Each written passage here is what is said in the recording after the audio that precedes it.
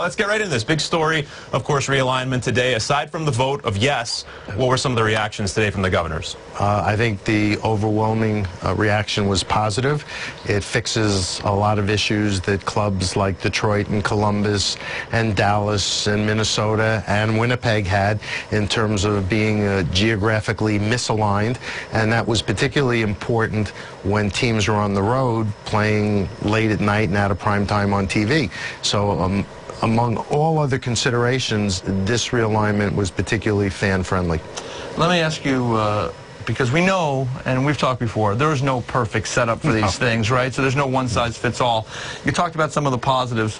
What, in your mind, is some of the things that you're not crazy about or you wish could be better? Well, the first thing that comes to mind is, and there's nothing you can do about it because it's a matter of geography, is how we handled the Florida teams.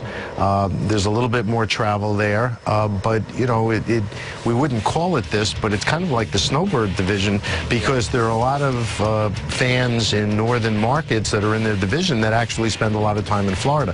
So from a business standpoint, I think it'll be terrific. Competitively, they've got great matchups, great rivalries to build, and I think it's going to be a lot of fun, but the geography of it doesn't look as pretty as some of the other things we've done. Other than that, I think people are going to point to the fact that there are 16 teams in the East, 8 in each of the 2 divisions, and 7 in each of the divisions in the West.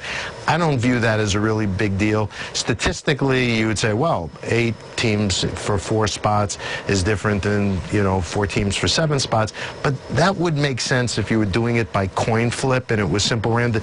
The fact is, when you get to the 7th and 8th teams, they're not the ones who are vying for the playoff spots anyway. And whether or not it's the 7th or the 8th team, I don't think is going to be a factor. But we'll look at it. If it presents some challenges or issues over time, then we'll look at addressing them. How much importance was placed on having each team visit every arena around the NHL? That was something that our clubs felt was important, our fans felt was important, and our players felt was important. And when you look at this, and one of the criticisms may be that there's a little bit more travel. I think it's less than 3%.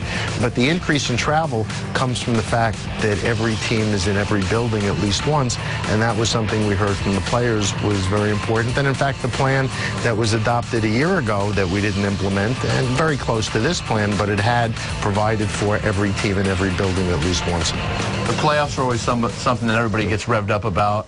How are they going to be different under this plan than they are currently? Well, we've got in effect, the 7th and 8th slots in each conference will be filled with the wild card, but this is really divisional-based playoffs, which will emphasize rivalries. The first 3 teams in each division, based on regular season record, will be in the playoffs, and then the 4th slot in each of the divisions will come based on points, wild card, if you will, within the conference.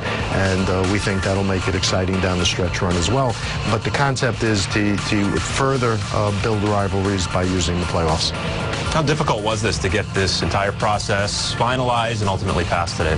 Well, it's not that it was difficult per se. It was time-consuming.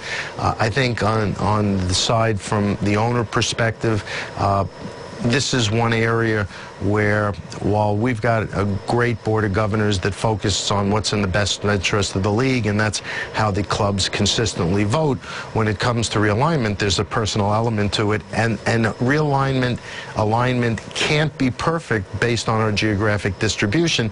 You always have to make some compromises, and I think, once again, the board was terrific in doing that. We had adopted a plan a year ago. This one is very much like that plan with a couple of adjustments. The Players Association consented to this. It'll be in effect with their consent for at least 3 years. And, you know, we just had a lot to do to get it done.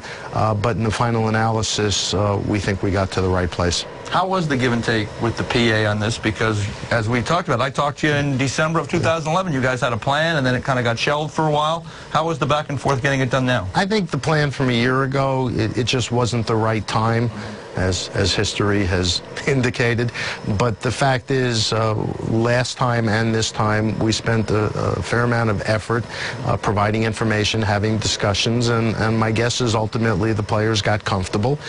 And again, you know, there's no shortage of ideas or suggestions. There is no perfect plan, but we think on balance, this addresses lots and lots of issues and concerns.